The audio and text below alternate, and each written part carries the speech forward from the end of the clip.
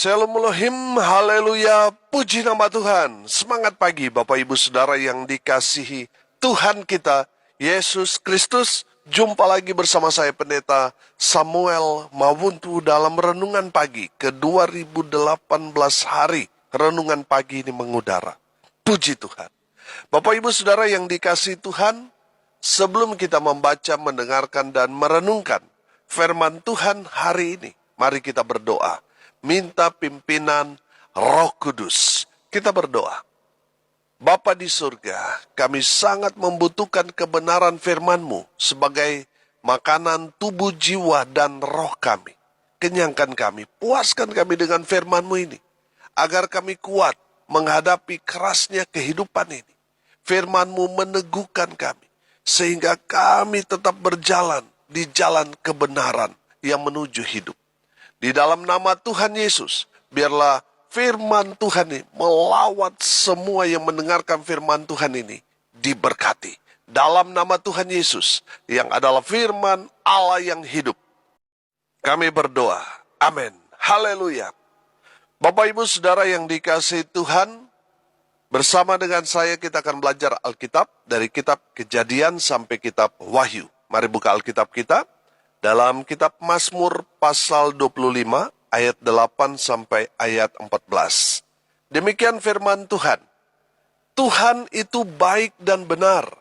Sebab itu, Ia menunjukkan jalan kepada orang yang sesat.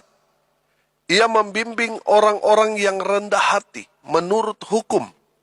Dan Ia mengajarkan jalannya kepada orang-orang yang rendah hati.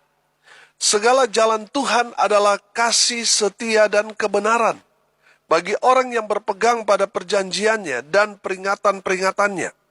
Oleh karena nama-Mu, ya Tuhan, ampunilah kesalahanku, sebab besar kesalahan itu. Siapakah orang yang takut akan Tuhan? Kepadanya Tuhan menunjukkan jalan yang harus dipilihnya. Orang itu sendiri akan menetap dalam kebahagiaan dan anak cucunya akan mewarisi bumi. Tuhan bergaul karib dengan orang yang takut akan Dia dan perjanjiannya diberitahukannya kepada mereka. Amin. Haleluya. Bapak Ibu Saudara yang dikasihi Tuhan, dari kebenaran firman Tuhan yang kita telah baca dengarkan bersama-sama, ini adalah tulisan dari Raja Daud. Saya menangkap di sini Daud mau memberikan satu pengakuan yang luar biasa tentang Tuhan yang dia kenal. Yang pertama, Tuhan itu baik dan benar. Perhatikan di ayat 8. Saudara yang dikasihi Tuhan, Raja Daud memberikan satu pengakuan bahwa apapun yang terjadi dalam kehidupannya, baik itu suka dan duka, tetap Daud berkata, Tuhan itu baik dan benar. Dia tidak pernah menyalahkan Tuhan, walaupun dalam kehidupannya dia begitu intim dekat dengan Tuhan. Dia seorang pribadi yang betul-betul menyenangkan hati Tuhan. Tetapi di dalam realita kehidupannya banyak sekali orang yang mau membunuh dia, mau menyingkirkan dia sebagai Raja Israel. Banyak sekali tekanan, banyak sekali pergumulan yang dihadapi oleh Raja Daud. Saudara yang dikasihi Tuhan, seringkali kita, ketika kita sudah melihat diri kita sudah hidup benar dalam pelayanan, kita sudah dekat dengan Tuhan, tapi Tuhan izinkan ada masalah terjadi dalam hidup kita, biasanya kita sudah mulai protes. Tuhan, kenapa ini terjadi? Bukankah saya ini sudah mengikut Tuhan dan sebagainya? Kita mulai mengeluh, kita mulai protes, dan kita mulai mempertanyakan di mana Tuhan.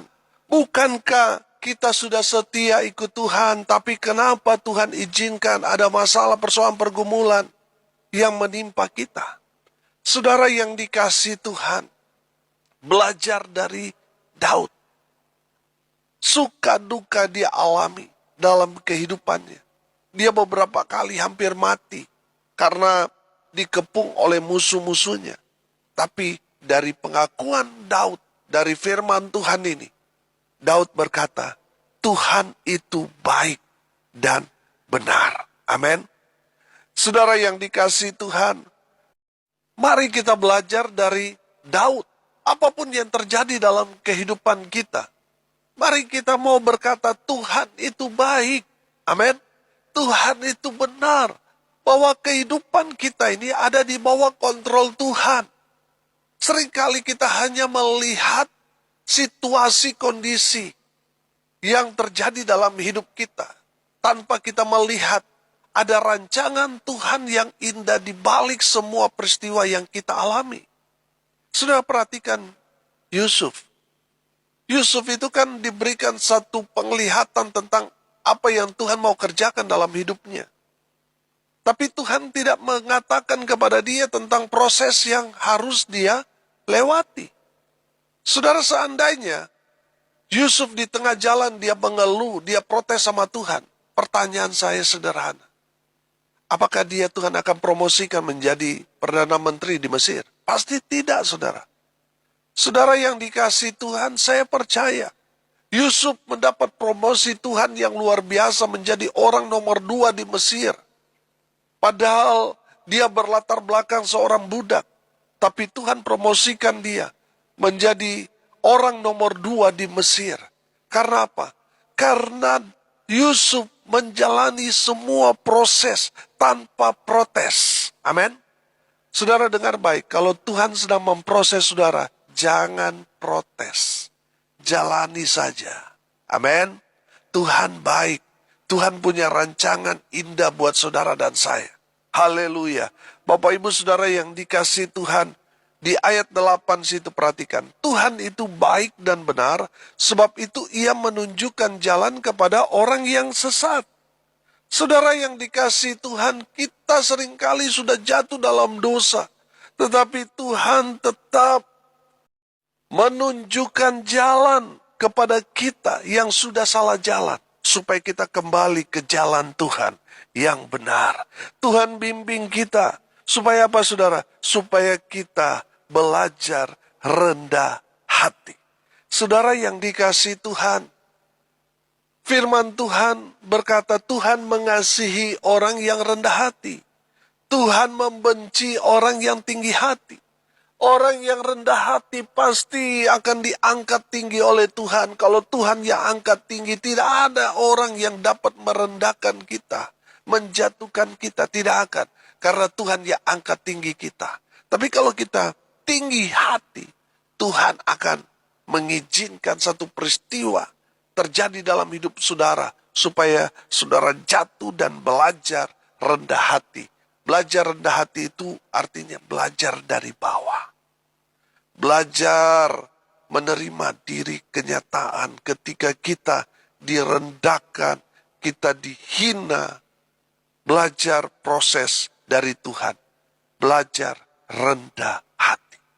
Selama kita masih protes saudara, masih memberontak, masih tersinggung, masih marah, itu berarti kita belum lolos dalam ujian kerendahan hati. Tuhan mau saudara dan saya belajar rendah hati. Karena Tuhan akan selalu mengangkat derajat, martabat, pangkat, jabatan orang-orang yang rendah hati. Haleluya. Bapak ibu saudara yang dikasihi Tuhan, kalau Tuhan sedang memproses saudara, itu berarti Tuhan sedang mempersiapkan saudara untuk rancangan Tuhan yang luar biasa. Semakin sulit saudara alami dalam proses itu, semakin mulia Tuhan persiapkan kepada saudara dan saya. Amin. Haleluya. Tuhan itu baik dan benar. Haleluya. Yang kedua, pengakuan Raja Daud tentang Tuhan. Perhatikan di ayat 10. Segala jalan Tuhan adalah kasih setia dan kebenaran. Haleluya. Makanya di ayat 11 di sana dikatakan, oleh karena namamu ya Tuhan, ampunilah kesalahanku, sebab besar kesalahan itu. Daud tahu bahwa Tuhan itu maha kasih. Kasihnya memberikan kepada kita pengampunan. kasih-Nya memberikan kepada kita berkat-berkat ilahi. Tuhan itu adalah kasih itu sendiri. Makanya saudara, ketika kita datang kepada Tuhan meminta pengampunan, Tuhan pasti akan berikan pengampunan kepada kita. Amin. Tuhan akan memberikan kepada kita sebagai tanda kasih-Nya kepada kita. Apa yang saudara minta kepada Tuhan, Tuhan pasti akan berikan. Jangankan cuma jawaban doa, nyawanya Tuhan berikan kepada kita. Karena kasih-Nya yang begitu besar kepada saudara dan saya, sehingga Dia datang membuktikan kasih-Nya kepada kita dengan cara mati di atas kayu salib. Saudara yang dikasihi Tuhan, puncak dari pembuktian cinta adalah kematian. Dan Tuhan Yesus rela mati untuk membuktikan bahwa Dia sangat-sangat mencintai, mengasihi saudara dan saya. Saudara yang dikasihi Tuhan, Tuhan Yesus melakukan itu semua karena cintanya yang sangat besar. Walaupun hanya satu orang di dunia ini, Tuhan Yesus pasti akan datang. Tuhan Yesus pasti akan mati di atas kayu salib untuk menebus satu orang yang berdosa itu. Saudara, Tuhan itu Maha Kasih. Kalau kita masih hidup sampai sekarang, itu bukti Tuhan mengasihi saudara dan saya. Mungkin sudah berkata, Pak Pendeta, orang itu sangat jahat. Orang itu sudah melakukan semua kejahatan. Saudara, kalau orang itu masih hidup, Tuhan itu mengasihi dia. Tuhan tidak menghendaki satu orang pun binasa. Tuhan menghendaki semua orang bisa selamat. Dan satu syarat untuk bisa selamat, terima Yesus. Terima Dia sebagai Tuhan dan Juru Selamat secara pribadi. Maka engkau akan selamat. Amin. Bapak Ibu Saudara yang dikasihi Tuhan, Tuhan itu kasih. Tuhan sudah membuktikan cinta kasih karunia-Nya yang besar bagi kita umat manusia. Dia datang ke dunia, Dia mati di atas kayu salib, Dia bangkit pada hari yang ketiga, Dia naik ke surga mempersiapkan tempat bagi kita semua. Orang-orang yang percaya kepada Tuhan Yesus akan memperoleh hidup yang kekal. Itulah kasih itu dari Tuhan buat kita. Dan Tuhan mau saudara dan saya, umat manusia, membuktikan kalau saudara cinta Tuhan, kasihilah Tuhan Allahmu dengan segenap hatimu. Kalau saudara mengaku mengasihi Tuhan, kasihilah Tuhan Allahmu dengan apa? Segenap jiwa, segenap kekuatanmu, segenap hatimu, segenap akal pikiranmu. Dan kasihilah sesamamu manusia seperti dirimu sendiri. Buktikan, lakukan itu dalam kehidupanmu sebagai bukti bahwa saudara mengasihi Tuhan. Tuhan itu kasih. Dia mengampuni orang yang walaupun bagi pandangan manusia, orang itu sudah jahat. Orang-orang di sekelilingnya, bahkan keluarganya mungkin sudah tidak dapat mengampuni dia. Tapi ketika orang itu datang kepada Tuhan, Tuhan memberikan pengampunan kepada setiap orang yang datang mengaku dosanya di hadapan Tuhan. Tuhan pasti ampuni. Amin. Tuhan mengasihi saudara dengan bukti Dia telah menebus saudara dari dosa-dosa saudara. Amin. Yang ketiga, pengakuan Raja Daud tentang Tuhan. Tuhan itu dekat dengan orang-orang yang takut akan Dia. Perhatikan ayat 14. Tuhan bergaul karib dengan orang yang takut akan Dia. Dan perjanjiannya diberitahukannya kepada mereka. Haleluya. Bapak Ibu Saudara yang dikasihi Tuhan, Tuhan dekat dengan orang yang selalu cari Tuhan. Tuhan ada bersama-sama dengan orang itu. Dan saya percaya saudara dan saya adalah orang-orang yang takut Tuhan. Yang setiap hari bersekutu dengan Tuhan. Orang-orang seperti itu, wow, diberkati Tuhan, dipakai Tuhan dengan luar biasa. Diberitahukan rahasia-rahasia besar.